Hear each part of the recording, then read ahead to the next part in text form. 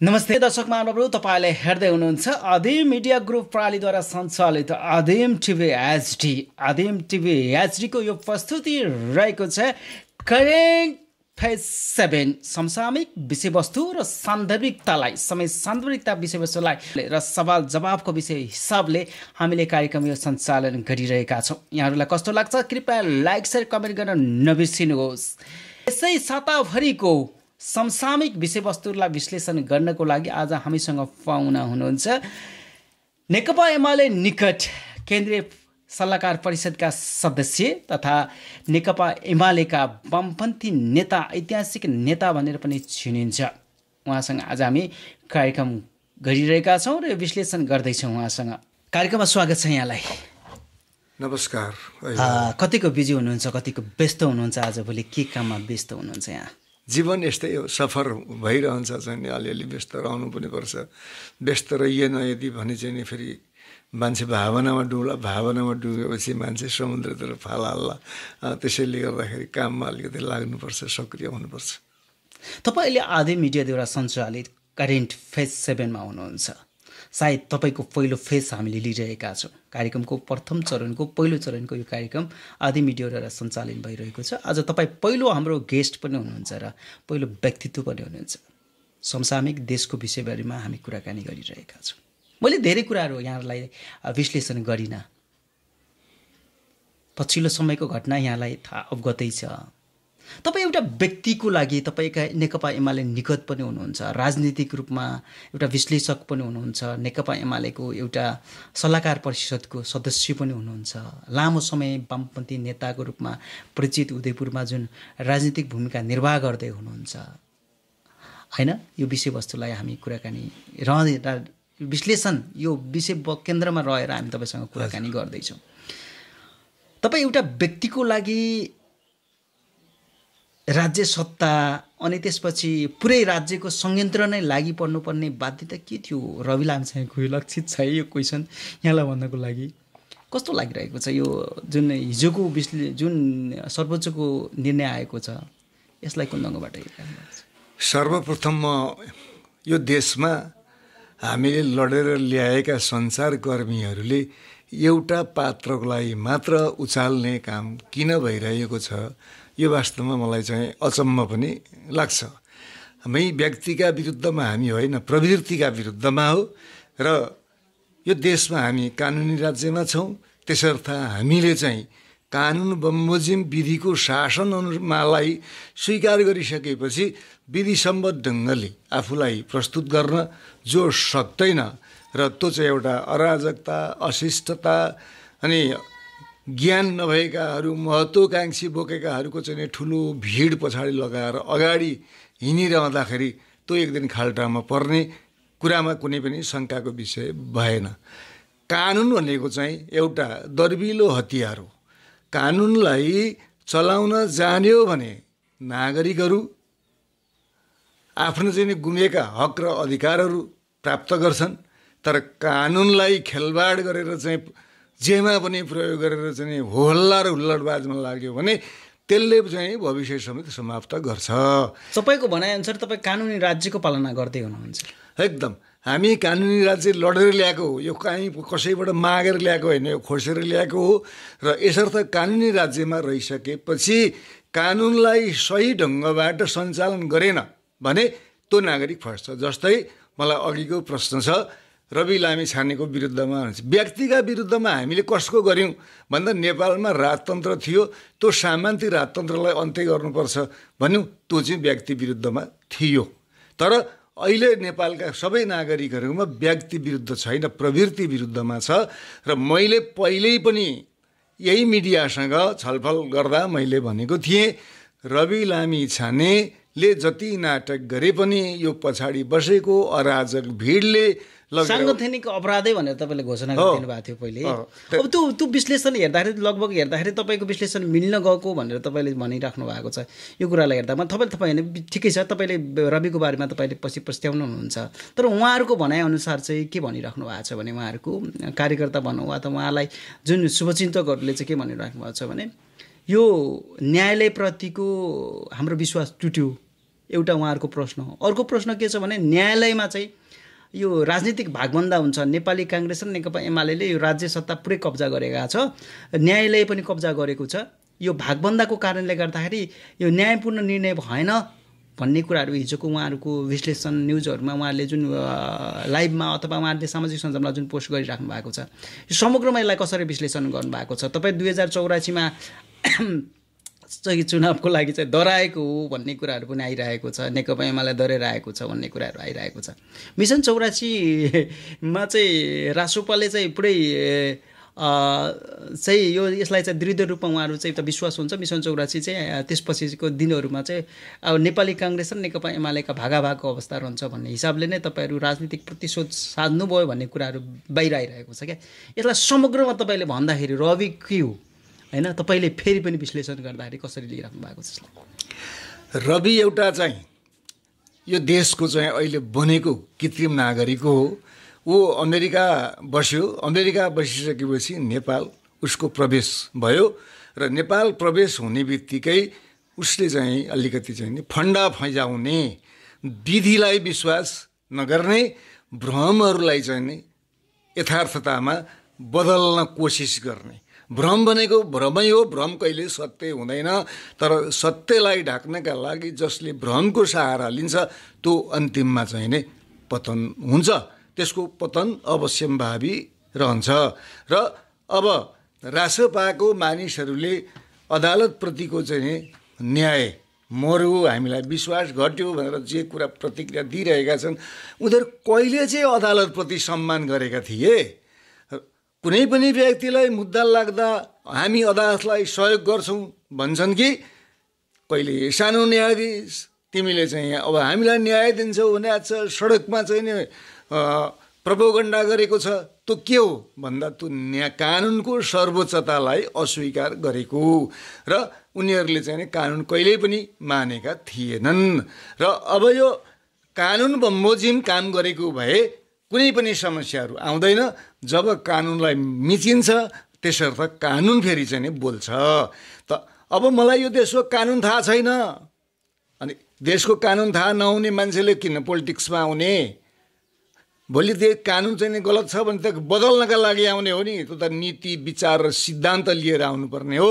तर त्यो नीति विचार र सिद्धान्त चाहिँ नि नभएर एउटा चाहिँ नि फ्रड, कार्यकर्ता पनि त्यस्तै, अराजकता त्यस्तै छ, नेताको चाहिँ बोली पनि त्यस्तै छ। अब यो देशमा नीतिगत भ्रष्टाचार भयो भन्नेहरूले संसदमा तलब भत्ता खाएको चाहिँ मिठो हुन्छ, तर त्यो पनि नीतिगत भ्रष्टाचार हो, म खान्न भन्न सक्नुपर्छ। सेवा सुविधा सबै लिने, अनि अर्काले ल्यायो भनेदेखि यहाँ नीतिगत भ्रष्टाचार छ भनेर चाहिँ दोहोरो मापदण्ड चाहिँ कसले उठाउँछ त भन्दा चाहिँ यो सियाल हुँ यहाँ चाहिँ यसरी चाहिँ अगाडि बढ्छ। अहिलेको मैले सुरुमा भने कानुनलाई सञ्चालन गर्न जानेन भने त्यसले आफूलाई सक्छ। त्यसै कारणले सही ढङ्गले आफूले गल्ती गरेको त छ, गल्ती गरेँ भन्ने कुरालाई महसुस गरिसकेपछि न्याय प्राप्तिका लागि मेरा के आधारहरू हुन सक्छन्, के बाटोहरू हुन सक्छन्, त्यो चिजहरूको खोजी गर्नुपर्छ। केवल सडकमा अराजकहरूको भिड जम्मा गरेर कानुनले खोजेको चाहिँ प्रमाणहरू त्यहाँ प्राप्त हुँदैन। अहिले रवि लामिछानेका 5वटा जिल्ला अदालतमा मुद्दा चलिरहेका छन्। उसँग ज्ञान विवेक थियो भने यो 5वटा जिल्ला अदालतमा भएका मुद्दाहरूलाई असर नपर्ने गरी, प्रभाव नपर्ने गरी मैले काम गर्नुपर्छ। होइन भने 5वटा जिल्ला अदालतहरूले मलाई चाहिँ नि फेरि ठगीमा मुद्दा ठहराउँछन् र मेरो भविष्य के हुन्छ भन्ने बारेमा उनले सोच्ने जरुरी थियो। अब अहिले सर्वोच्चबाट जे फैसला भयो त्यो फैसलाले रवि लामिछानेले अवैध तरिकाबाट पैसा लिएको छ, त्यो लिएको कुरा पुष्टि हुन आयो भनेर सर्वोच्च अदालतले भनिसकेपछि अब त्यो 5वटा जिल्ला अदालतको मुद्दाको फैसला हुँदा त्यहाँ कुन चाहिँले सक्छ त? हाम्रो चाहिँ कानुन र सर्वोच्च अदालतबाट प्रतिपादित नजिर र सिद्धान्तहरू चाहिँ सबैले अक्षरश पालना गर्नुपर्छ। त अब यो सर्वोच्चबाट भएको जुन हिजोको सिद्धान्त छ, अब त्यो सिद्धान्त त न्यायाधीशहरूको त शिरमा बस्छ र अब उनीहरूले फैसला गर्दा के गर्ने?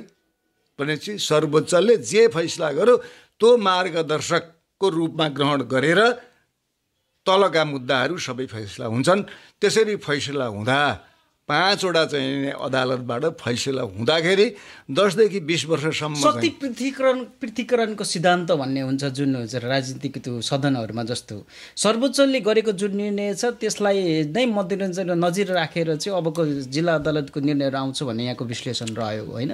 अब त्यहाँ पत्रपत्रिकामा आए अनुसार अथवा जुन आएको छ जुनमा चाहिँ रविले चाहिँ म संलग्नता छैन, सहकारीमा संलग्नता छैन, मैले ऋण लिएकै छैन, म आफै उपस्थिति पनि छैन, मेरो पनि केही पनि छैन भन्ने जुन बाहिर आइरहेको त्यो कुराहरू त्यो कुरा चाहिँ सर्वोच्चले होइन उहाँ संलग्नता हुनुहुन्छ, उहाँले ऋण देखेको पनि खाएको पनि देखियो भनेर चाहिँ सुप्रिम सहकारीको कुराहरू चाहिँ उहाँ अदालतले जुन विश्लेषण गरिरहेको छ यसलाई हेर्दाखेरि रवि लामिछाने सहकारीमा संलग्न रहेछ भन्ने कुरा चाहिँ प्रमाणित भएको।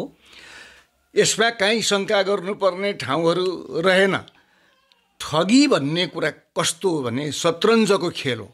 वरिपरि चाहिँ ग्राउन्ड बनाउने र ती सबै मानिसहरूलाई परिचालन गर्ने र ती मानिसहरूबाट प्राप्त भएको अमुक ठाउँमा चाहिँ पैसा जम्मा गर्ने र त्यो पैसा आफूले लिने खाने गर्ने र ठगी गर्नेहरूले प्रमाण छोड्दैन। ठगी गर्नेले प्रमाण छोड्यो भने त्यो ठगी भएन। त यसै कारणले चाहिँ त्यो ठगी भनेको कुरा चाहिँ कसैले पनि थाहा नपाओस् भन्ने त्यस्तो भ्रम र जालहरू चाहिँ त्यहाँ सिर्जना गरिन्छ। र यहाँ किन सङ्गठित अपराध लागू भयो भने मानिसहरूको घेरामा अरूलाई पैसा लिन पठाइयो अनि पैसा चाहिँ आफूले सञ्चालन गरेको टिभीमा आयो अनि आफूले सञ्चालन गरेको मिडियामा आइसकेको पैसा आफूले चाहिँ खाइसकेपछि सहकारीको पैसा गलत ठाउँमा टेलिभिजनमा लान पाइँदैन है भन्ने चाहिँ नि हाम्रो कानुनले त्यति निर्धारण गरिसकेपछि लगेपछि जसले सुकै लगोस् त्यसले बस्ने मानिसले खायो भने त्यो मानिस पर्छ। अहिले म तपाईसँग छलफलमा बसिरहेको छु, तपाईँको सहकारी संस्थाबाट यो मिडियामा पैसा तपाईँले ल्याउनु भयो तर म तपाईँको कर्मचारी भएर चाहिँ मैले खाएँ भने तपाईँलाई त्यो पैसा ल्याउनको लागि उत्प्रेरित मैले गरेको हुन्छु र त्यो पैसा चाहिँ हामी यसरी पचाउन सक्छौँ है भनेर तपाईँलाई एउटा चाहिँ आत्मविश्वास चाहिँ मैले प्रदान गरेको हुन्छु। त्यसरी त तपाईँले त्यसै गरी काम गर्नुहुन्छ। तपाईँले भनेको कुरा ठिक छ, यसमा रविको संलग्नता छ भन्ने कुराहरू जुन तपाईँले प्रशस्त गरिसक्नु पऱ्यो र न्यायालयले पनि त्यो कुराहरू पुष्टि गर्यो भन्ने कुराहरू आएको छ।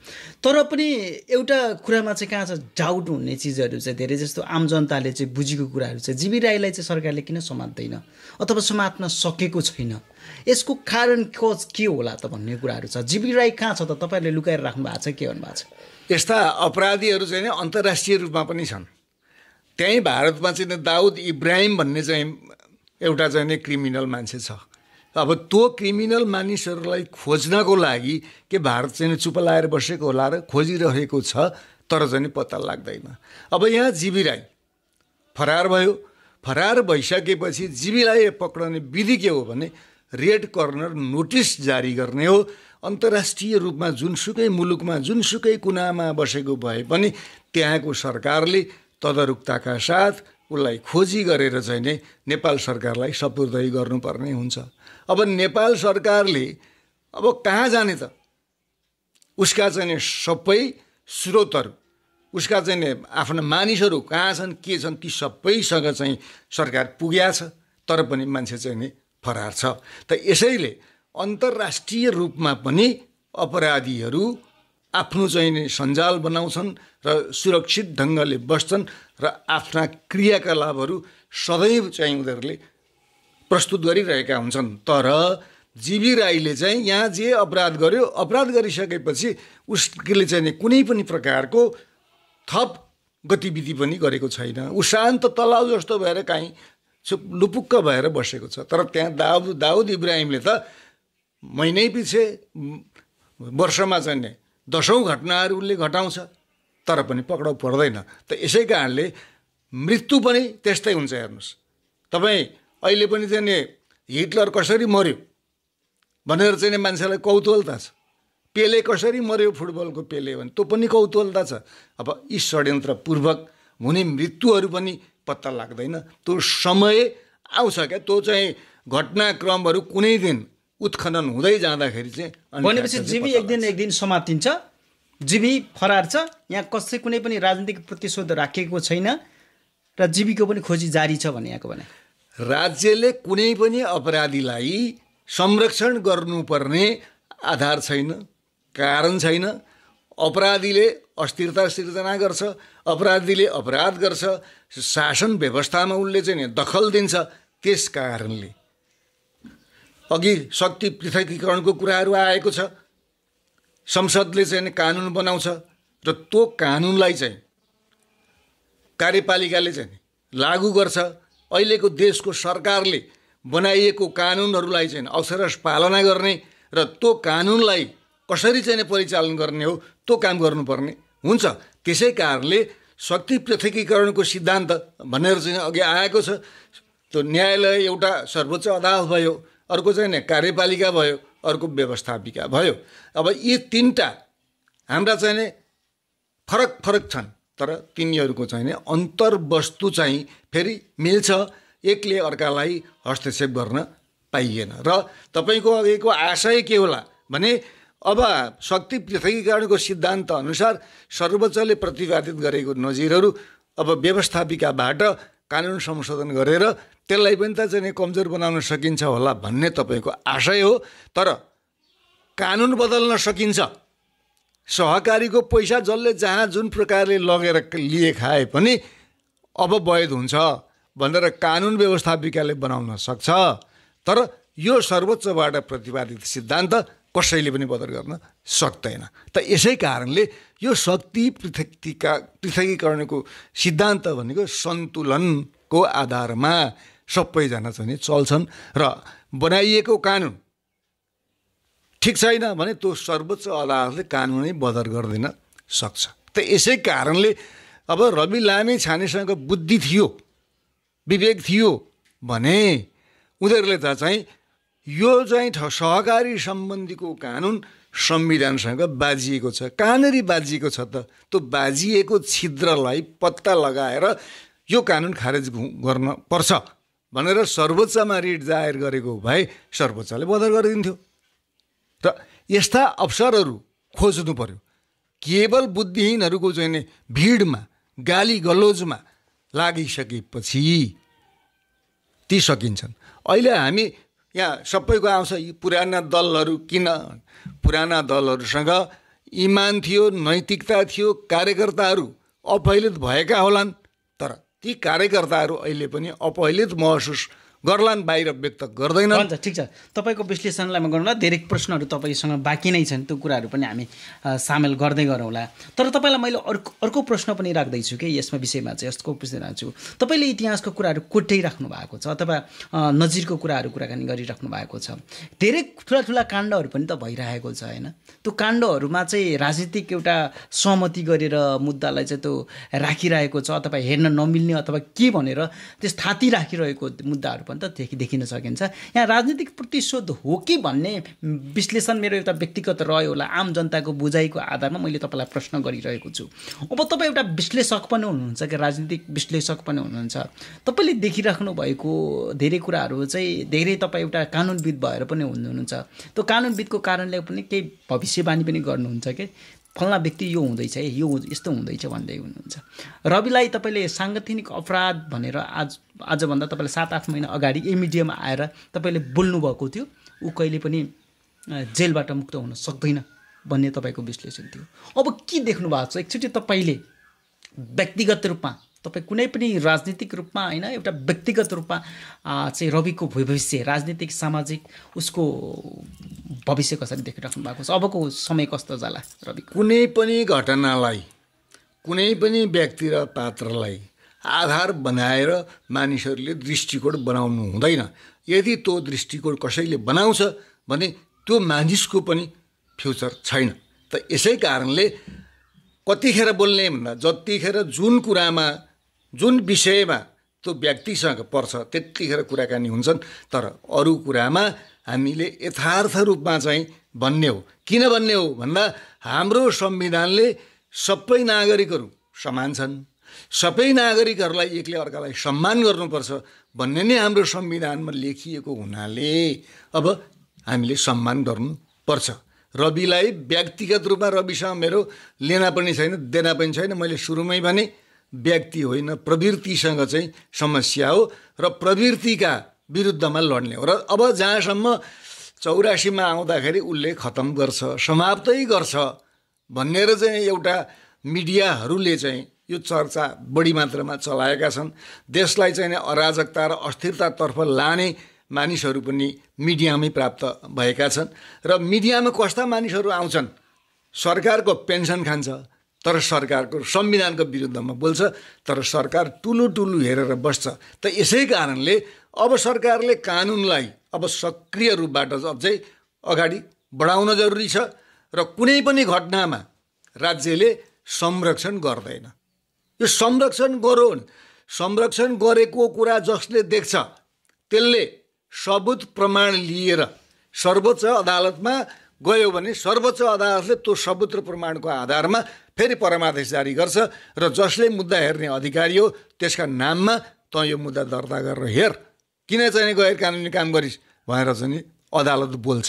अब यस्तो अदालतप्रति चाहिँ विश्वास नगर्ने भनेको त आफै अदालत आफै सुप्रिम हुने कि विधिलाई मान्दिनँ म आफै हुँ भन्न पर्यो। होइन भने चाहिँ पहिले राजा थियो, त्यो अदालतभन्दा माथि राजा थियो।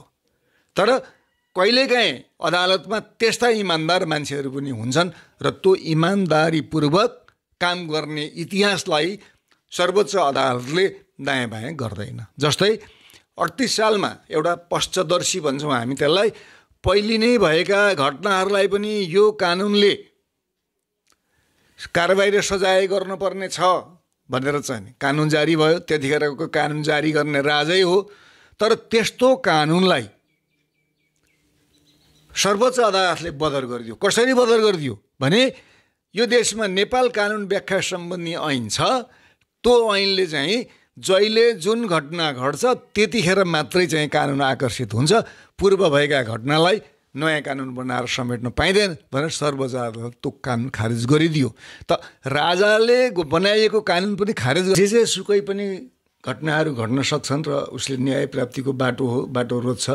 यो देशमा म लगायतका धेरै ठुल्ठुला मान्छेहरू पनि थुनामा परे, तर थुनाबाट निस्किसकेपछि हर्षपणै भएन। अहिले यहाँ त सामाजिक सञ्जालमा हिजोसम्म पनि के थियो भने बाघ आयो अब सबै भगायो भनेर चाहिँ आफ्नो मोबाइल खोलेर हेर्नै नसक्ने स्थिति चाहिँ नै बनाएको थियो। भने त्यो विवेक नभएको, विचार नभएको, सिद्धान्त नभएको कारणले त्यस्तो चाहिँ नै उशृङ्खलताहरू चाहिँ बाहिर आयो। र अब रविलाई जेल हुने भनेको चाहिँ 5 वडामा 5 पंचे 25 वर्ष चाहिँ मिनिमम कैद हुन्छ। त यसै 25 वर्ष चाहिँ उसलाई कैद हुन्छ। त अब त्यसैले मैले भने अब उसको विचार छ भने विचार प्रवाह गर्नु पर्यो, जेलमा बसेर इतिहासको चाहिँ भविष्यको चाहिँ लिडर बन्नु पर्यो। तर भौतिक शरीरको पोलिटिक्स अब उसले नगर्दा बहुत धेरै राम्रो हुन्छ। त यसै कारणले हामीले विधि के हो, मेरो लक्ष्य के हो, यो अहिलेको व्यवस्थालाई हामीले कसरी स्वीकार गर्ने, भोलि मैले प्राप्त गर्ने व्यवस्था के हो भन्ने कुरा चाहिँ पहिलो कुरा चाहिन्छ। त्यसै कारणले उदण्ड मान्छेहरूको भिडले अहिले यहाँ रविका कुरा आउँछन्, कहिले बालनका कुरा आउँछन्। मैले अब बालनलाई भने सुन्दर फुलभित्रको चाहिँ विषालु किरा हो भनेर भने समयले पुष्टि गर्यो। अब ऊ चाहिँ पारससँग बसेर भोज खान थाल्यो भनेर त ऊ त विषालु किरा त मैले त्यही कारणले भनेको थिएँ। त यसर्थ चाहिँ यस्ता छद्म तरिकाबाट आयो। रविले तपाईँले 25 वर्ष सजाय हुन सक्छ भनिरहँदाखेरि यदि रविले त्यसलाई आत्मसात गर्दै म अपराधी मैले गलत गरेँ भनेर राज्यसँग अथवा सँग उहाँले चाहिँ आम माफी माग्दाखेरि भोलि गएर फेरि त्यो सजायको चाहिँ राष्ट्रपति आम माफी हुन सक्छ भन्ने यहाँको विश्लेषण पनि रह्यो, अलिकति रह्यो। अब यो यसरी 25 वर्षको सजाय तपाईँले भनिरहँदाखेरि अथवा सर्वोच्चले नै त्यो एउटा चाहिँ उहाँ संलग्न रहेको भन्ने कुरा एउटा देखिएको भनेर एउटा नजिर स्थापित गरिसकेपछि त्यो सजायको पनि भागीदार बन्न सक्नुहुन्छ भन्ने आम जनताको अब बुझाइ पनि रह्यो। तर जब जो मान्छेले चाहिँ कितानी जारी गरेर उहाँलाई हालिरहेको थियो, उहाँले धमाधम फेसबुकमा लेखेर यो चाहिँ मलाई नसोधिकन जबरजस्ती लेखिएको यो प्रहरीलाई उहाँहरूले दोषी देखाइराख्नु भएको छ अथवा राजनीतिक प्रतिशोधको कारण हाम्रो नाम मुछिएर हालिदिएका छन् भन्ने कुराहरू धमाधम उहाँहरूले फिर्ता गर्ने सामाजिक सञ्जालमा हालिरहेको देख्दाखेरि आम जनताको बुझाइ चाहिँ के रह्यो भने अहिले पनि रवि निर्दोष छन्, यो जाल स्याज गरेर चाहिँ हालिएको भन्ने कुरा देखिरहेको छ क्या। यो चाहिँ के हो तपाईँको, के यसमा चाहिँ के राजनीतिक प्रतिशोध छैन जस्तो कसरी पुष्ट्याउनुहुन्छ तपाईँ? जो मान्छेले चाहिँ रविले पैसा उहाँले खाइदियो भनेर जुन मान्छेले हालिरहेको छ उहाँहरूले त त्यो होइन, हामीले रविलाई किटानी गरे भने हामीले त पैसा फिर्ताको लागि हामीले जाहेरी गरेका थियौँ, तर रविलाई चाहिँ हामीले व्यक्तिगत किटानी गरेका थिएनौँ भन्ने कुराहरू गरिरहेको छ। यसलाई कसरी लिइरहनु भएको छ? सहकारीको पैसा अपचलन भयो, हाम्रो दिलाइ पाउँ भएर कसैले चाहिँ उजुरी हाल्यो। अहिले त्यही मान्छेले फेसबुकमा आएर मैले चाहिँ उजुरी हालेको होइन भनेर जब उसले भन्दैछ, यो कुरा उसले अदालतमा गएर बकपत्र गर्दा होस्टाइल हुने कुरा उसको अधिकारको कुरा थियो। अहिले यो फेसबुकमा उसले आइसकेपछि के हो भन्दा यो अर्को प्रपञ्च हो, यो अर्को जाल हो। त त्यसैले अदालतले चाहिँ जाहेरवालालाई कतिखेर चाहिँ प्रमाण मान्छ भन्दा जाहेरी प्रमाणै होइन भन्छ क्या। त यसै कारणले तथ्यले के पुष्टि गरो, त्यो तथ्यले पुष्टि गरिसकेको कुरालाई जाहेरवालाले मैले होइन भन्छ भने भोलि जाहेरवालालाई पनि प्रतिवादीलाई भएको सजायको केही अंश त्यो जाहेरवालालाई पनि हुन्छ। हिजो हो भन्दिने आज होइन भन्ने हो, जाहेरी दिने त झुट्टा उजुरी दिने अफवाह फैलाउने मानिसलाई त भोलि कारबाही हुन्छ, उसका नाममा छुट्टै जाहेरी पर्छ अनि त्यतिखेर पो उसले थाहा पाउँछ। त त्यसरी त कानुनको अनभिज्ञता क्षम्य हुँदैन भनेको कुरा यो एकछिन मैले बोलिदिइहालेँ मैले त टारिहालेँ भनेपछि त्यो अज्ञानीहरूले गर्ने काम र त्यो मानिसलाई किनेर प्रभावमा पारेर जनता र देशलाई चाहिँ दिग्भ्रमित बनाउने खालको चाहिँ यो अर्को अपराध भयो। त त्यसै कारणले त्यो मान्छेले अहिले जुन प्रचारमा आएको छ, हाम्रो कानुनमा के छ भने अफवाह फैलाउनु हुँदैन है, नभएको कुरा चाहिँ छ हो भनेर चाहिँ मानिसलाई भ्रम छर्नु हुँदैन भन्ने छ। अब उसले भ्रम छर्यो त भ्रम छर्ने माथि चाहिँ कारबाही हुन्छ, अर्को जाहेर दर्ता हुन्छ, त्यसलाई चाहिँ प्रहरीले पक्रेर चाहिँ अर्को अभियोग लगाउँछ। त यसै कारणले यस्तो चाहिँ नि होस्टाइल हुने भनेको त निजी कुरा मैले त्यागेँ, मेरो चाहिँ लिनुपर्ने कुरा म लिन्न भनौँ भने त्यसले पायो, तर यो जाहेरी त मैले झुटा हो भनेर भन्यो भने त्यो अपराधी भयो, सजाय उसले पनि भोग्नुपर्छ यदि त्यो कुरामा। किनभने अपराधी अपराध नै हो, अथवा अपराधीलाई चाहिँ पुष्टि भइसकेपछि त्यो गर्न पाइँदैन भन्ने यहाँको एकदम जसले गरेको कुरा हो तथ्यले पुष्टि गरिसकेपछि बोलीले होइन होइन भन्दै हिँडेपछि त त्यो त सजायको भागीदार भइहाल्छ। अब ठिक छ, रविको विषयलाई छोडिदिउँ, पछिल्लो समयको अब अरूको अपडेट पनि गरौँ। यो करेन्ट फेज 7 भनिरहेका छौँ हामीले, विशेष गरेर हामी 2-4 मुद्दाहरू उठाइरहेका हुन्छौँ। यो साप्ताहिक चाहिँ समसामयिक विषयवस्तुमा के कस्तो भइरहेको त्यो कुरा राख्छौँ। पछिल्लो समय दोस्रो कुराहरू पनि आइरहेको छ, पत्र पत्रिकामा आएको कुराहरू हामी विश्लेषण गर्छौँ। विभिन्न पत्र पत्रिकामा सामाजिक सञ्जालमा फिजिएका कुराहरूलाई हामी ल्याउनेछौँ। मैले यो प्रश्न तपाईँलाई राख्नुहुन्छ या राख्नु हुँदैन, अथवा म कहीँ सही छु या गलत छु त्यो म आफ्नो ठाउँमा रहँला, तर मैले पढेका कुराहरू, मैले बुझेका कुराहरू र पत्र पत्रिकामा आएका कुराहरू नै मैले पनि तपाईँलाई अपडेट गराइरहेको छु। तपाईँहरूको सत्ता समीकरणमा रहेका नेपाली काङ्ग्रेसका नेता है, अब के भनौँ, गृहमन्त्री नै भनौँ, रमेश लेखकको विषयवस्तु पनि यहाँले थाहा पाइसक्नुभयो होला। उहाँको पछिल्लो समय भिसाको नाममा मानव तस्करी भन्ने कुराहरू पत्र पत्रिकाहरूले विश्लेषण गरेर हालिरहेका छन्। उहाँ अपराधी, उहाँ संलग्न नै हुनुहुन्छ भनेर चाहिँ हालेका छैनन्, तर उहाँको नाम जोडेर चाहिँ आइरहेको विषयवस्तु छ। यो प्रश्न मैले राख्नुहुन्छ कि हुँदैन थियो एउटा गृहमन्त्रीज्यूको, होइन, किनभने यो उहाँ अपराधी हो संलग्न त भनेका छैनन्, तर पत्र पत्रिकाले उहाँको नाम जोडेर अथवा कुराहरू पनि आइरहेको छ, होइन। त्यो कुरालाई कसरी लिइराख्नु भएको छ, किन आइरहेको छ भन्ने कुरा प्रश्न अलिकति म यहाँ तपाईँलाई टुङ्ग्याउँछु। उहाँको सचिवालयमा कार्यरत अधिकृत विमल पौडेल 2080-18 माघमा चाहिँ काठमाडौँ जिल्ला अदालतले मानव तस्करीको लागि मलाई प्रतिवादी बनाइएको थियो। पछि राईमाझी आयोगमा राखेर त्यसलाई थाती राखिएको छ भन्ने कुराहरू पत्र पत्रिकामा छापिएका छन्। त्यसको कारणले पनि गृहमन्त्री रमेश लेखक जोडिनु भएको हुन सक्छ। होइन, तर उहाँ अपराधी नै हो अथवा उहाँ संलग्न हुनुहुन्छ भन्ने मेरो पनि पुष्टि होइन, कसैको पुष्टि पनि होइन। तर समाचारमा आएको विश्लेषणलाई मैले तपाईँले भन्नुभएको, यसलाई कसरी लिइराख्नु भएको छ, के छ उहाँको? होइन, गृहमन्त्रीहरूको त इतिहासै छ। खुमबहादुर खड्का, गोविन्दराज जोशी, विजय कुमार गच्छेदार लगायतका चाहिँ बालकृष्ण खाँड, अब गृहमन्त्रीहरूका चाहिँ इतिहास चाहिँ यसरी बनेका छन्। तर ती इतिहास बनेकालाई त्यसैको निरन्तरता अहिले पनि हुनसक्छ भनेर त मैले भन्दिनँ। तर बाहिर जब चाहिँ कुराहरू आइसकेपछि अब त्यसको चाहिँ उत्खनन हुन त बाँकी छ, तथ्यहरू बाहिर आउन बाँकी छ। तथ्यहरूको खोजी गरेर त्यसलाई एउटा निष्कर्षमा पुर्याउनु पर्ने हुन्छ। त यदि तथ्यले पुष्टि गर्यो र अहिले आएका जुन विचारहरू बाहिर छन् ती चाहिँ सत्य साबित हुन गए भने मैले अघि भनेका गृहमन्त्रीहरूकै बाटोमा रमेश लेखकजी पनि जानुहुन्छ। मैले त्यो प्रश्न गरेको तपाईँलाई, यो प्रश्न म राख्दिनँ पनि थिएँ। एउटा कुरो के हो भने तपाईँको भर्खरै सर्वोच्चमा बर्खास्तीको माग गर्दा रिट दायर भएको छ, यो तपाईँलाई पनि थाहा होला। तर त्यो दर्ता गर्ने कि नगर्ने भन्ने कुरा चाहिँ सर्वोच्चले त्यो बुझिरहेको भन्ने समाचार पनि आएको छ कि गृहमन्त्रीलाई नै बस्दाका बर्खास्त गरिनुपर्छ भनेर रिटसम्म हालेको भन्ने कुरा समाचारहरू बाहिर आएको छ। यसलाई तपाईँ अहिले धेरै विश्लेषण गर्न चाहनुहुन्न? रिट हालेको छ, भावनामा हालेको छ कि तथ्यमा हालेको छ? त्यो तथ्यमा यदि छ भने रिट पनि दर्ता हुन्छ, तथ्यमा छैन भने सर्वोच्च अदालतले गृहमन्त्रीलाई बर्खास्त गर्ने होइन, गृहमन्त्री कानुन बमोजिम अपराधी करार भयो भने त्यही गृहमन्त्रीको मातहतमा रहेको तलको चाहिँ इलाका प्रहरी कार्यालय, जिल्ला प्रहरी कार्यालय जो छन् तिनीहरूले जाहेरी लिनुपर्छ र तिनीहरूले जाहेरी लिएर मुद्दाको कारबाही अगाडि बढाउनुपर्छ। पहिलो कुरा भयो। दोस्रो कुरो अख्तियार दुरुपयोग अनुसन्धान आयोग छ।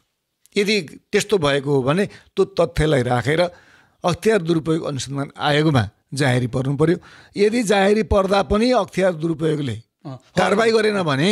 कारबाही गरेन भने अब चाहिँ सर्वोच्चमा परमादेश त्यो जसले जाहेरी लगेको छ त्यो जाहेरीमा सबुत प्रमाणहरू छन् पर्याप्त भने त्यस्तोले चाहिँ सर्वोच्च अदालतमा परमादेशको लागि जाने हो। सर्वोच्च अदालतले प्रमाण बुझेर चाहिँ परमादेश जारी गर्छ र मुद्दा चाहिँ चल्छ। यसर्थ चाहिँ कानुनको नजर, कानुनको हात छोटो छैन, धेरै लामो छ। त्यसैले अपराध गरेको अपराधी ढिलो र चाँडो कानुनको फन्दामा पर्छ। तर अहिले हाम्रो चाहिँ यहाँ के हो छ कुरा भने आफै न्यायाधीश, आफै राजा, आफै वकिल, सबै काम आफूले गर्नुपर्ने, मैले जे बुझेँ त्यो मात्रै सत्य हो, अरूको चाहिँ असत्य हो भन्ने जुन प्रकारको एक प्रकारको एउटा यो हुइयाँ चलेको छ, त्यो हुइयाँले चाहिँ तलका मानिसहरूमा यसको प्रभाव चाहिँ परेको छ। त यस कारणले यदि त्यो तथ्य भयो विमल भन्ने पात्र दोषी ठहर भयो र उसले पोल्यो भने उसको पोल परो त्यो भने उम्किन सक्दैन। गृहमन्त्री होइन प्रधानमन्त्री नै पर्न सक्छ, कोही उम्किन सक्दैन। जस्तै यहाँ अफवाह के हो भने भुटानी शरणार्थीमा चाहिँ त्यो होइन, त्यो कुरा पछि आउँछ, मसँग छ, त्यो कुराकानी गरौँला। ठिक छ, तपाईँले अहिले मैले भने जस्तै यदि त्यसमा संलग्नता छ भन्ने कुराहरू आयो भने चाहिँ गृहमन्त्री होइन जोसुकै होस्, जुनसुकै व्यक्ति होस्, त्यो जोसुकै होस् कारबाही हुन्छ र उसले गरेको अपराधको त्यसले सजाय पाउँछ। त्यसै कारणले अब यो यदि सत्य हो भने यसको बारेमा नेपाली काङ्ग्रेसले विश्लेषण गर्ने हो। यसमा सम्माननीय प्रधानमन्त्रीज्यूको कुनै पनि प्रकारको भूमिका हुन सक्दैन। त किन छैन भने चाहिँ सत्ता समीकरणको कुरा छ। गृहमन्त्री पठाएको चाहिँ नि नेपाली काङ्ग्रेसले हो। नेपाली काङ्ग्रेसले गृहमन्त्री फिर्ता गर्यो भने अर्को गृहमन्त्री पनि उसैले पठाउने हो। प्रधानमन्त्रीले चाहिँ यो मलाई म नियुक्ति गर्छु भनेर चाहिँ पाइने विषय पनि होइन। त यसै कारणले के रमेश लेखकले राजीनामा दिएर मार्ग प्रशस्त गर्नु पर्यो? तथ्य छ यदि भने, तथ्य छैन यदि भने त्यसको प्रतिवाद गरेर नेपाली जनताहरूमा परेको भ्रम उहाँले चाहिँ चिर्नुपर्छ। त्यो नचिरिकन उहाँले धर पाउनुहुन्न। अख्तियार दुरुपयोग अनुसन्धान आयोगले यसको छानबिन गरिरहेको छ र विमानस्थलका विभागका कर्मचारीहरूलाई चाहिँ हटाइ पनि सकेको छ, आफ्नो जिम्मेवारीबाट हटाइसकेको छ। यसै विषयमा चाहिँ समाचार आइरहँदाखेरि यहाँलाई प्रश्न राखिएको। ठिक छ, ल अब फेरि पनि म अर्को विषयवस्तु राख्नेछु। हामी करेन्ट फेज 7मा छौँ। करिब करिब हामी 2-4वटा मुद्दा यहाँहरूसँग निहालिरहेका छौँ र अर्को तपाईँलाई विश्लेषण गर्दैछौँ। अर्को पनि त्यस्तै विषयवस्तुहरू आइरहेका छन्। पछिल्लो समय तपाईँकै पार्टी नेता योगेश भट्टराईको जोडिएर बुटोल भैरवा पोखराको विमानस्थलको जुन अरबौँ खरबौँको भ्रष्टाचारको कुराहरू आइरहेको छ यसलाई होइन, यो कुरामा चाहिँ फेरि बाध्यको कुरा चाहिँ के छ भने योगेश भट्टराई त जोडियो तर यो जोडियोसँगै नेपाली काङ्ग्रेसका भुटानी शरणार्थी काण्डमा मुछिएका भनेर अथवा जुन बाहिर आयो होइन अपराधीकरण उहाँलाई गरिएको भने फ्रार भनेर पनि आयो। धेरै विश्लेषणहरू आएर मन्जु खाडलाई चाहिँ यसमा चाहिँ छानबिन समितिको संयोजकको रूपमा सार्वजनिक लेखा समितिले उहाँलाई तोकेर उहाँलाई जिम्मेवारी दिएको छ। यसको बाहिर आम जनताले गरेको विश्लेषण, पत्र पत्रिकाले गरेको विश्लेषणले चाहिँ यसमा राजनीतिक ठुलो चलखेल छ भन्ने कुरा देखाइरहेको छ। यसलाई कसरी लिइराख्नु भएको छ? यहाँ अहिले त यस्तो छ, शङ्कालाई नै सत्य हो भन्ने, भ्रमलाई नै ठुलो कुरा हो भनेर चाहिँ प्रचार गर्ने छ। तर तिनीहरूले चाहिँ तथ्य खोज्न, एकजना पनि झोला बोकेर हिँड्दैन, तथ्य खोज्न जानु पर्यो। र पोखरा विमानस्थलको जुन कुरो बाहिर आएको छ, यदि यो सत्य भयो, प्रमाणले पुष्टि गर्यो भने यो जघन्य अपराध हो। यस्तो जघन्य अपराधमा कोही पनि चाहिँ जोगिन हुँदैन। तर यदि कसैलाई झुट्टा आक्षेप लगाएको हो भने जसको नाम अहिले आएको छ ती पात्रहरूले सत्य के हो, किन यो नाम आयो भन्ने कुरा चाहिँ नेपाली जनतालाई आश्वस्त र विश्वस्त बनाउनका लागि आफ्ना विचारहरू र सत्य के हो त्यो कुराको चाहिँ सम्प्रेषण गर्नुपर्छ। यो जस्तो नि मन्जु खाँड भने अघि मैले भने मन्जु खाँड नेपाली काङ्ग्रेसका नेता हुनुहुन्छ, नेपाली नेत्री हुनुहुन्छ। उहाँ एउटा भुटानी काण्डमा चाहिँ मानव तस्करीमा आफै चाहिँ भएको भन्ने पुष्टि नभए पनि एउटा विश्लेषण भयो। उहाँलाई चाहिँ एउटा छानबिन समिति आयोगकै उहाँलाई चाहिँ जिम्मेवारी दियो, एउटा अध्यक्ष अथवा सभापतिको रूपमा जिम्मेवारी दिएको छ। यसले न्यायपूर्ण प्रतिवेदन आउला त भन्ने यहाँको विश्लेषण के छ कि त्यो भनेको आम जनताको बुझाइ है, यहाँ जनताको बुझाइ यो चाहिँ के तपाईँहरू बिचको यो चलखेलको अथवा राजनीतिक रूपमा एमाले र काङ्ग्रेस मिलेर यो बिचमा यसलाई चाहिँ ताड्नको लागि बनाइएको भन्ने जुन बाहिर आम जनताले लगाएको आरोपलाई चाहिँ तपाईँहरू कसरी पुष्ट्याउनुहुन्छ भन्नु के मन्जु खाँडलाई चाहिँ कसरी लिइराख्नु भएको छ? सबै सत्य कुरा बाहिर ल्याउनका लागि पवित्र मनबाट शङ्का गर्न सकिन्छ। यदि त्यो शङ्का चाहिँ पूर्वाग्रही ढङ्गले गरिन्छ भने त्यो अपराध हुन्छ। र अहिले त सबै पूर्वाग्रहको चाहिँ नै समाज छ, पूर्वाग्रही चाहिँ समाजमा सम्प्रेषण गर्ने पनि पूर्वाग्रही नै छन्। तर मन्जु खाँडको श्रीमान बालकृष्ण खाँड त भुटानी शरणार्थी मुद्दाबाट पदत्याग गरेर अहिले पनि बसेको अवस्था छ। तर मन्जु खाँडलाई, आर्जु देउवालाई त भुटानी शरणार्थीका यिनीहरू हुन् भनेर चाहिँ अनुमानमा जो बोलेर हिँड्छन् नि, तिनीहरूमाथि कारबाही नगर्नु चाहिँ सरकारको चाहिँ गम्भीर भुल र गल्ती हो।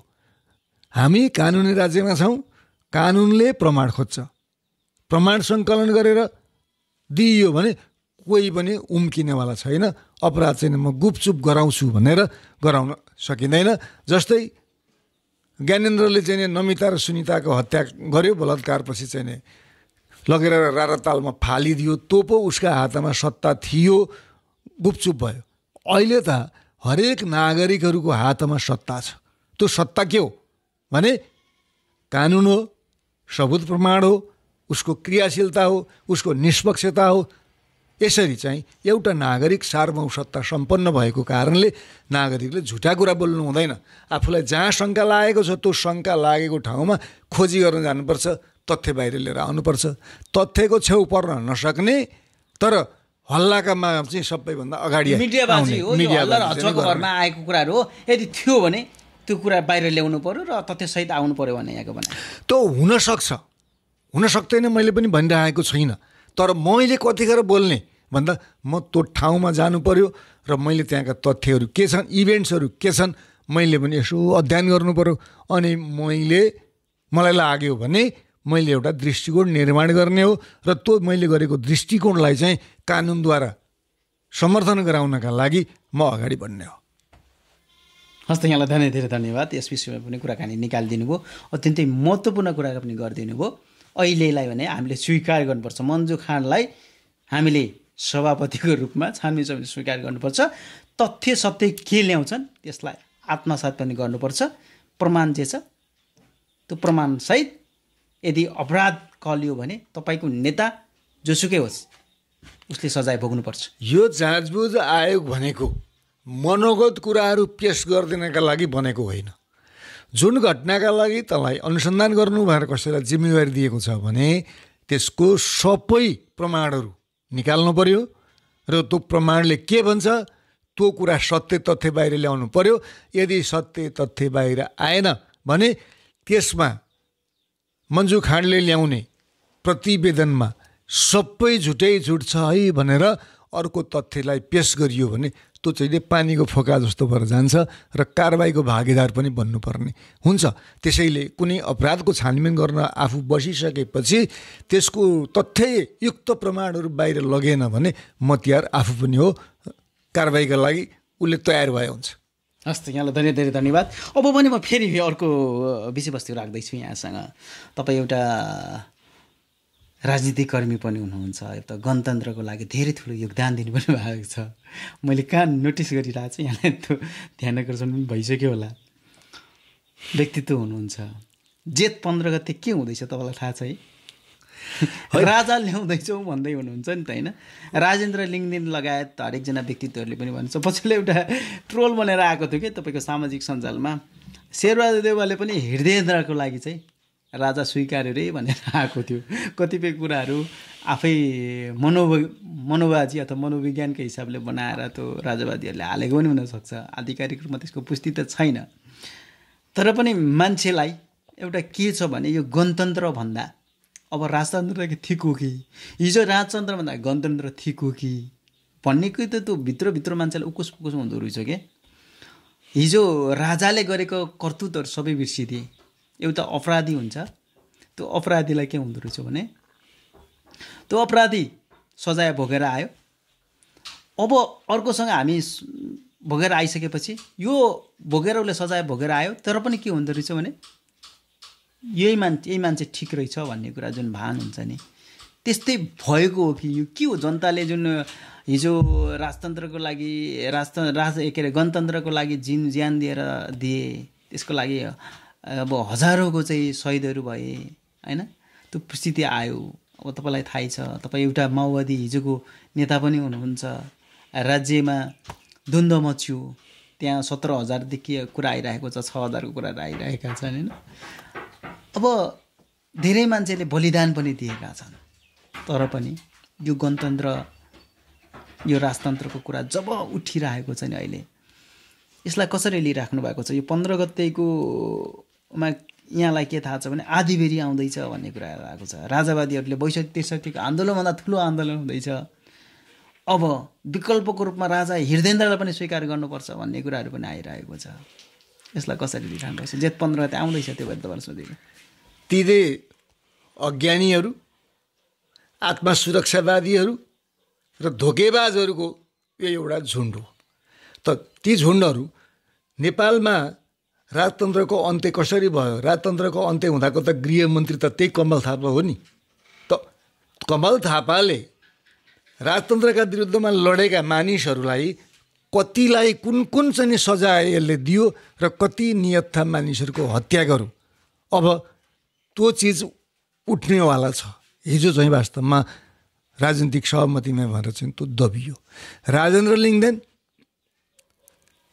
यही व्यवस्थाभित्र बस्ने, यही व्यवस्थाको खाने, अनि म संविधानलाई अक्षरशः पालना गर्छु भनेर संसदमा शपथ खाने, अनि त्यो संसदको पदबाट राजीनामा नदिनेले अब म चाहिँ राजा लिएर आउँछु भनेर चाहिँ जुन भन्छ, त्यो केटाकेटीले चाहिँ बेहुला बेहुली बनाएर खेल्थे। अब त्यो बेहुला बेहुली त्यस्तै हुन सक्छ। र अर्को कुरो, राजा उनीहरूले लिएर आएर डोलीमा हालेर काठमाडौँ सहर घुमाउन उनीहरूलाई छुट्छ। यसमा कुनै पनि प्रकारको रोकठोक छैन। किनभने उनीहरूलाई राजालाई डोलीमा हालेर घुमाउने इच्छा छ भने त्यो आत्मरति पुरा गर्नुमा देशमा शासन चल्दैन। पहिलो उनीहरू चाहिँ नि ज्ञानी भएको भए, उनीहरू साँच्चै धोकेबाज नभइकन लागेको भए नेपालबाट राजतन्त्र जानुपर्ने कारण के थियो र नेपालबाट राजतन्त्रको जानका लागि कुन कुन पात्रहरूको के कस्तो भूमिका थियो, त्यो भूमिकाको उनीहरूले विश्लेषण गर्थे र ती मानिसहरू चाहिँ राजा आऊ भनेर अगाडि आउँदैन थिए क्या, ती पछाडि काहीँ बस्ने थिए होलान्। त यसरी त कमल थापा जस्तो धोकेबाजले ज्ञानेन्द्रलाई धोका दियो भने त्यही कमल थापाले ल्याइदिन्छ। त नवराज सुवेदी यहाँ बसेर चाहिँ सारा पदहरू खाएर ओगटेको मान्छे विदेश भाग्यो, पहिले तुलसी गिरीले ल्याएकै हो नि। त त्यसैले फेरि आयातित विदेशबाट गर्यो, त्यो अर्को महा धोकेबाज हो। अब जगमान गुरुङ हिजो केपी ओलीले उसलाई चाहिँ प्रज्ञा प्रतिष्ठानको चाहिँ माननीय बनाएको, त्यो कति इमान्दार रहेछ त, त्यो पनि आफैमा बेइमान छ। त यसर्थ यो बेइमानहरूले चाहिँ एउटा आत्मरतिका लागि हल्ला चलाइरहेका छन् र सडकमा 5 लाख मान्छे उत्रिँदैमा व्यवस्था परिवर्तन हुँदै जाने हो भने भोलि 10 लाख मान्छेहरू पनि त उत्रिन्छ नि, त्यतिखेर के हुन्छ? अनि अब चाहिँ के हो त भन्दा हिजो विगतमा गरेका कुकृत्यहरूको अब सजायका लागि यी सबै पात्रहरू तयार भए। त्यसैले काल आयो भने सियाल सहर पस्छ भनेर चाहिँ उखान त्यसै भनेको होइन। यिनीहरू चाहिँ त्यही नै सियालहरू हुन् र उनीहरू अहिले सहर पसेका छन्। क्रान्ति गर्न कति जटिल हुन्छ, थुनामा बस्न कति जटिल हुन्छ। त्यो कमल थापालाई पुलिसले चाहिँ 10 डन्ठा मजाले हानुहोस् त, त्यो कसरी चाहिँ नि अब म आउँदिन भएर चाहिँ हिँड्छ। त यसै कारणले अहिले सरकारले हरेक कुरामा सहजताका साथ छोडिदिएको छ। र अर्को के हो भने गणतन्त्रका विरुद्धमा आउने निरङ्कुश तन्त्रलाई अन्तर्राष्ट्रिय जगत कसैले पनि स्वीकार गर्दैन।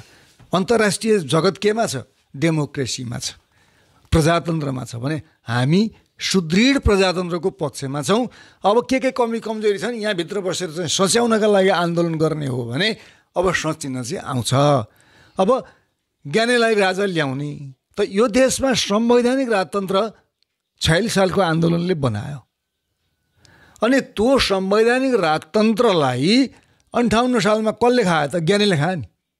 अब त्यो संवैधानिक राजतन्त्र जसलाई ज्ञानेलाई स्वीकार्य छैन, यी अहिलेका सियालहरू चाहिँ त्यतिखेर त राजाले कदम चालेको ठिक छ भनेर हिँड्ने पनि यिनीहरू नै हुन्, हामीलाई ठोक्ने पनि यिनीहरू नै हुन्। त यसै कारणले गर्दा कसरी उनीहरूले लिएर आउनुपर्छ, यो व्यवस्था कसरी खारेजी हुन्छ? सडकमा चाहिँ गीत गाएर नाचेकै भरले व्यवस्था खारेज हुँदैन। उनीहरूले बुझ्नु के पर्छ भने हामीले बलपूर्वक ढङ्गले पनि राजतन्त्रलाई जोगाउनु खोज्दा जोगाउन नसकेको कुरा सत्य हो भनेर पहिला उनीहरूले सोच्नुपर्छ र व्यवस्थाको हकमा यो खेलबाडको कुरा होइन।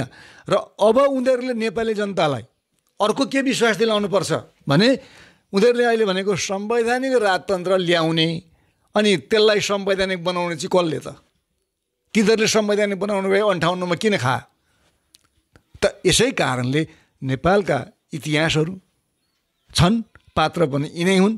र अनि यस्ता पात्रहरूले केही मान्छे उच्छृङ्खल मान्छेहरूलाई चाहिँ आऊ आऊ आऊ आऊ भनेको भरले चाहिँ व्यवस्था चाहिँ परिवर्तन गर्नु भनेको यो एउटा चाहिँ दिवा सपना हो। सत्ता प्राप्ति गर्ने भनेको कुरा त खेलबाड त छैन नि। हामीले त सत्ता प्राप्ति गर्नका लागि बल प्रयोग गर्नुपर्छ। बल प्रयोग गरेर आयौँ, देशका चाहिँ विभिन्न भूभागहरू कब्जा गरेर आयौँ होला। त यसै कारणले अब यो चाहिँ यस्तो सियाल हुँयाबाट चाहिँ नि सत्ता प्राप्ति हुन्छ, फेरि ज्ञानी यो देशको राजा हुन्छ भन्ने कुरामा मलाई कुनै विश्वास छैन। अब ज्ञानी कमल थापा लगायतका मानिसहरूलाई चाहिँ विगतमा गरेको अपराधको सजायको भागीदार बनाउन सरकारले तुरन्त कदम चाल्नुपर्छ र म सरकारसँग जोडदार माग गर्छु। यो दिवा सपना मात्र हो, राजतन्त्रको भनेको दिवा सपना मात्र हो। एउटा वंशीय एउटा नस्लीय सत्ताको लागि चाहिँ सरकारले घुँडा टेक्दैन। अर्को कुरा मैले के देखेँ सम्भवतः भने राजा धेरै जन्मायो भन्ने कुराहरू उहाँहरूको विश्लेषण एउटा कुरा आइरहेको छ। राजाहरू धेरै जन्मे, सिंहदरबार गाउँमा भन्नुभयो तपाईँहरूले, तर सिंहदरबारसँगै राजाहरू जन्मिए, धेरै ठुला ठुला राजाहरू जन्मिए। यो ठुला ठुला राजाहरूलाई राख्नुभन्दा एउटा राजा कायम ठिक छ, त्यो भनेको ज्ञानेन्द्र पारस हृदयेन्द्र, जो पनि उनीहरू विकल्प मान्न तयार रहिरहेका छन्। अर्को कुरोमा तपाईँलाई यही प्रश्न गरेँ, तपाईँले अपराधी हुनुहुन्छ, ऐतिहासिक अपराध गरेका छन्, उनीहरूलाई सजाय भोगाउनको लागि अब सरकारले कदम चाल्नुपर्छ भनेर यहाँले जोडदार माग पनि गर्नुभयो। यो कुराहरूलाई गर्ने यो राज्य अहिलेको अवस्था र व्यवस्था ठिक छ, तर अवस्थालाई प्रश्न गरिरहेका छन् केही मान्छेहरूले, गणतन्त्रवादीहरू नै भए पनि गरेको छ। धेरैजनाको माग पछिल्लो समय आइरहेको चिजहरू चाहिँ के छ भने यो सत्ताको यो समीकरणको खेलले गर्दा सत्ता चाहिँ यो धकलपल हुन्छ नि, त्यो ढल्ने उ गर्ने यो कुराहरूलाई देखिरहँदाखेरि यो राजनीतिक एउटा के भनौँ यसलाई होइन, उथलपुथललाई देखिरहँदाखेरि चाहिँ अब चाहिँ प्रत्यक्ष निर्वाचित प्रधानमन्त्री प्रणाली अथवा राष्ट्रिय प्रणालीमा जानुपर्छ, परिवर्तन गर्नुपर्छ भनेर गणतन्त्रवादीहरू पनि भनिरहेका छन्। यसलाई चाहिँ कसरी लिनुहुन्छ तपाईँले? प्रत्यक्ष निर्वाचित प्रधानमन्त्री राष्ट्रपति प्रणाली कतिको सम्भव छ? हाम्रो देशमा हाम्रा नेताहरूको जुन चरित्र छ त्यो चरित्रले चाहिँ कार्यकारी उनीहरू बनेर बस्दा देशलाई चाहिँ अगाडि चलाउन सक्ने अवस्था म देख्दिनँ। अब हामीले एकदम कार्यकारी अधिकार प्राप्त गरेको त राजा हेऱ्यौँ नि त, त्यो कार्यकारी अधिकारले चल्ने भएदेखि त त्यसलाई फ्याँकिनथ्यो नि त। यसर्थ चाहिँ नि हामीले त्यो कार्यकारी अधिकारलाई हामीले फ्याँक्यौँ। अब अहिले हामी नागरिक भएको छौँ, भोलि ज्ञान आयो भनेदेखि त देशवासी प्रजाहरू भन्छ। अब यो प्रजा बन्न खोज्ने दास बन्नेहरूको कुरा एउटा कुरा भयो, तर धेरै राजा जन्मिए भन्दा त एउटा नेपाली सपुतको छोराहरू जनताबाट चुनिएर आएर देश र जनताका लागि काम गर्छौँ भनेर बसेका छन्। अब त्यहाँनिर समस्या के छन् त, ती समस्याहरूलाई केलाएर यसलाई चाहिँ नि संशोधन गरेर हल कसरी गर्न सकिन्छ भनेर विधि खोज्ने हो नि त। यदि ती सक्कली थिए भने, तर तिनीहरू पनि विचार र आत्मबल नभएकाहरूले यसरी चाहिँ नि हार मानसिकताबाट यस्ता कुराहरू बोल्ने हो। सुधार गर्नुपर्छ। हामीले जुन अहिलेको चाहिँ फर्मेसन बनायौँ त्यो फर्मेसन वास्तवमा तानिएन। अब यसलाई सुधार गर्नुपर्छ भने चाहिँ मैले त प्रत्येक चाहिँ प्रदेशमा 5 जनाको मन्त्री परिषद बनाउनुपर्छ, जिल्लाको एउटा चाहिँ नि सांसद बनाउनुपर्छ र यसरी चाहिँ हामीले व्यवस्थित गर्नुपर्छ र स्थानीय तहकामा अब दायाँ बायाँ गडबडी गर्न नसक्ने खालका हामीले कानुन बनाउनुपर्छ र त्यो कानुनले चाहिँ अब व्यवस्थालाई चाहिँ सुदृढ गरेर अगाडि बढाउनुपर्छ भनेर त म चाहिँ जोडदार माग गरिरहेको छु। त यसै कारणले अब त रैती हुने त हिजो पनि थियो नि, सामन्तहरूको चाहिँ घरमा थोरै मान्छे त हटाउँथे, धेरै त बाहिरै बस्थे। त यसर्थ त्यो थोरै मान्छेहरूको चाहिँ स्वादका लागि कसैले बोलिदेला, त्यसले चाहिँ सिस्टम परिवर्तन हुँदैन। प्रत्यक्ष निर्वाचित प्रधानमन्त्री प्रणाली अथवा राष्ट्रपति प्रणाली यो नेपालको सन्दर्भमा सम्भव छैन र राम्रो पनि छैन भन्ने सबै तानाशाह भए। तानाशाही चरित्रलाई हामीले हेर्नु पर्यो। 17 साल पुस 1 गतेलाई पनि त हामीले हेर्नु पर्यो नि त। खोइ त विश्वेश्वर प्रसाद कोइरालाको चाहिँ 2टै बहुमतको सरकार थियो। राजाले कु गर्दाखेरि नेपाली काङ्ग्रेसका सबै कार्यकर्ता त सरसँग चाहिँ दरबार गए त, थोरै मान्छेहरू बसे नि हो। त त्यसै कारणले गर्दा हामीले चाहिँ शक्ति सन्तुलनको आधारमा अगाडि बढाउने शासन पद्धति मात्र सुधार गर्नुपर्ने चाहिँ देखियो। त तपाईँले भने जस्तै एउटा जिल्लाबाट एकजना सांसद। त्यसैले अब यो संघीयता हामीले दियौँ त केका लागि दियौँ? मन्त्री परिषद कति हुनुपर्छ? 5 सदस्य। कोशी प्रदेश स्तरले 5 जना। सङ्घमा कतिजना हुनुपर्छ यहाँको विश्लेषणले भन्नुहोस्? सङ्घमा 15 जना। त्योभन्दा बढी राख्नु हुँदैन। त्यसर्थ चाहिँ मितव्ययिता र काममा प्रभावकारिता देखाउने गरी र त्यसको प्रधानमन्त्री जो हुन्छ, मुख्यमन्त्री जो हुन्छ, उसले दैनिक देवाइदे प्रगति पनि लिनुपर्छ र जनताका गुनासाहरू के छन् ती जनताका गुनासाहरू जस्ताको तस्तै आउने फोकल केन्द्रहरू बनाउनुपर्छ र त्यहाँबाट चाहिँ जनताका गुनासाहरू लिनुपर्छ र जनताका गुनासा लिने भनेको सुधार के गर्नुपर्ने रहेछ सुदृढ हुनका लागि है। फेरि सुधार गर्ने भनेको सुदृढ हुनका लागि, मजबुत हुनका लागि र सम्पूर्ण जनताहरूले आहा हामीले कस्तो न्याय पायौँ, हामीलाई त यो त स्वर्गको राज्य भएको छ भनेर अनुभूत गराउन सक्ने पार्टी र नेताहरूले चाहिँ हुनुपर्छ। यदि त्यस्तो हुन सकेन भने त समस्या त आइरहन्छ। हस् त हामी कार्यक्रमको अन्तिमतिर आइरहेका छौँ। अब अन्तिम प्रश्न पनि यहाँलाई म सोध्दैछु र तपाईँलाई अब एउटा पछिल्लो समय राजनीतिक विश्लेषकको रूपमा पनि उदयको रूपमा परिचालित हुनुहुन्छ। धेरै कुराहरू तपाईँका कुराहरूलाई पनि मन्त्रीजी गर्दा पुरा पनि भइरहेका छन्। यसै विषयवस्तुलाई लेख्दा रहँदा बेला बेलामा इन्डियाका कोही एकजना मन्त्री स्तरका व्यक्तिहरू आए, सांसद आए, अथवा नगरपालिकाकै कुनै एउटा मेयर जस्तो व्यक्तित्वहरू नै त्यहाँ ठाउँको आइदियो भने, अथवा कुनै प्रदेशको एउटा मन्त्रीले नै आइदियो भने नेपालमा खेल सुरु हुन्छ क्या। अब सत्ता समीकरण हुँदैछ, अर्को परिवर्तन हुँदैछ भन्ने कुराहरू आइरहन्छ। बेला बेला त धलक भइरहन्छ, भूकम्पको रेक्टर स्केल आएको जस्तो आइरहन्छ। कतिको सम्भव देख्नुहुन्छ केपी र शेरबहादेवाको चाहिँ त्यो समीकरण, सत्ता समीकरण चाहिँ यति अडिक छ अथवा त्यो स्ट्रङ छ, बलियो छ भन्ने कुरा कति देख्नुहुन्छ? यो सरकारको आयु कति जस्तो लाग्छ तपाईँलाई? केपी शर्मा ओलीको कार्यकाल फरी नै उहाँहरू जुन सम्झौता हुनुभएको थियो त्यो अवधिभरि नै सत्ता समीकरण रहिरहन्छ भन्ने यहाँको विश्लेषण के छ? नेपाली जनताका लागि आशाको केन्द्र अहिलेसम्म बन्दैछन्। यो निश्चित लक्ष्य र उद्देश्य पूर्ति गर्नका लागि यो समीकरण भएको छ र यो समीकरण हुनुभन्दा पहिला नेकपा एमाले र माओवादीको सरकार थियो। सायद मैले तपाईँसँग नि भनेको थिएँ होला, यो सरकार 4 महिना टिक्यो भने व्यवस्था कोल्याप्स हुन्छ भनेर मैले बोलेको थिएँ। त्यसका आधारहरू थिए, त्यसका कारणहरू थिए। त्यसै कारणले स्थिरताका लागि, सुशासनका लागि र यो देशलाई निकास दिनका लागि चाहिँ दुईटा विपरीत दलहरू पनि एक ठाउँमा उभिएको अहिलेको अवस्था हो। त्यसर्थ यो चुम्बकीय शक्ति हो। किन यो चुम्बकीय शक्तिको रूपमा रह्यो भन्दा यो देशको सम्पूर्ण अभिभारा, यो सिस्टमको रक्षाको अभिभारा यो दुईटा दलमा केन्द्रित छ। यसर्थ योलाई भत्काउनका लागि देशी र विदेशी प्रतिक्रियावादीहरूको चलखेल छ। सत्तामा एकदम लिप्सा दिएर बस्ने, सत्ता बेगर चाहिने बौलाउनेहरू पनि वरिपरि चाहिने कुदिरहेका छन्। त यसै कारणले यो जति तिनीहरू उफ्रिन्छन् त्यति यो चुम्बकीय शक्ति अझ गाढा भएर जान्छ र आफूले नीतिगत रूपमा जे सम्झौता गरेको छ त्यो सम्झौताबाट दायाँ बायाँ हिँड्ने होइन। यदि हिँड्यो भनेदेखि नेपालीले कसैले पनि विश्वास गर्दैनन्। यो दुईटै नेपाली काङ्ग्रेसको लागि पनि नेकपा एमालेको लागि पनि यो अन्तिम अवसर हो।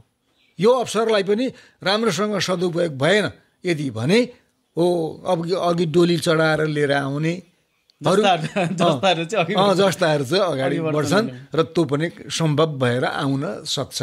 त यसै कारणले त्यो कुरालाई हेर्नपर्छ र यो देशमा सुशासन दिने र नेपाली जनताहरूको सुरक्षा र अधिकारको प्रचलन गराउनमा र संविधान संशोधन गर्ने भनेको छ। त संविधान संशोधन गर्ने कुरामा पनि दुई दल दृढ छन्। त यसर्थ चाहिँ यो बाहिर कतै पनि जाँदैन। एउटा गभर्नर नियुक्ति गर्नमा गयो गयो गयो गयो भन्ने पनि त थिए नि हल्ला गर्नेहरू।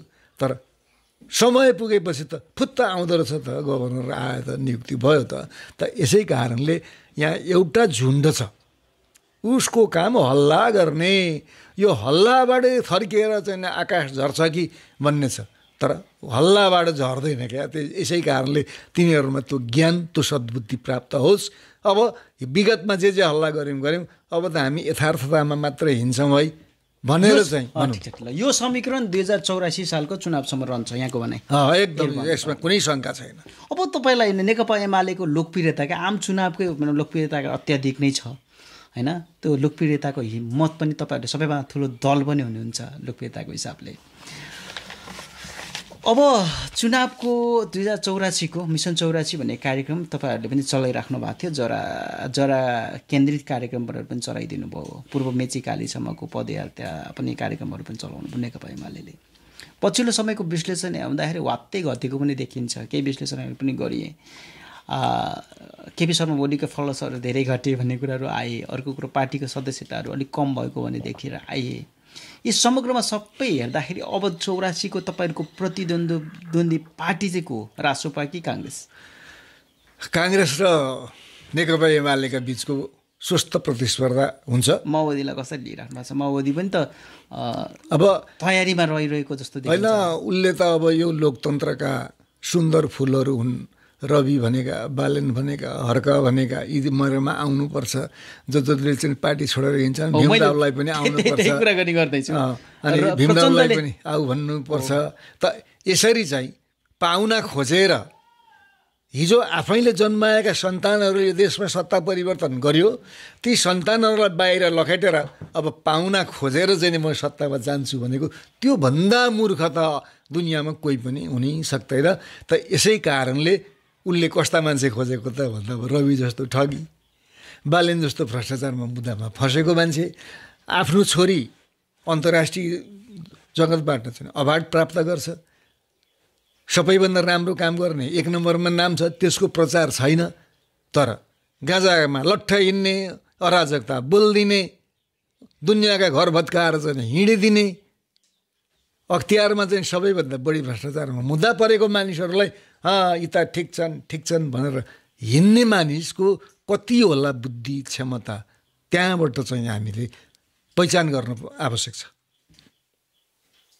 प्रतिद्वन्दी पार्टी नेपाली काङ्ग्रेस नै हो भन्ने यहाँको एउटा कुरा आयो। लोकप्रियता मत नेकपा एमाले घटेको छैन। लोकप्रियता मत घटेको छैन, तर कार्यकर्ताहरूमा केही महत्त्वाकांक्षाको कारणले गर्दा तल जनताकामा जाने कुराहरूमा केही समस्याहरू आएको होला। 2084 पछि नेकपा एमालेको ठुलो दल बन्छ, यसमा कुनै शङ्का छैन। हस् त, यहाँलाई धेरै धेरै धन्यवाद।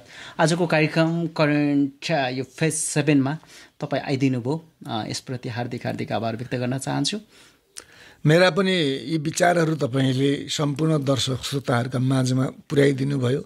तपाईँको चाहिँ यो टिभी एचडीलाई पनि म उत्तरोत्तर प्रगतिको कामना गर्दै, तपाईँप्रति पनि म कृतज्ञता व्यक्त गर्दै, आभार व्यक्त गर्दै तपाईँलाई म धन्यवाद दिन चाहन्छु।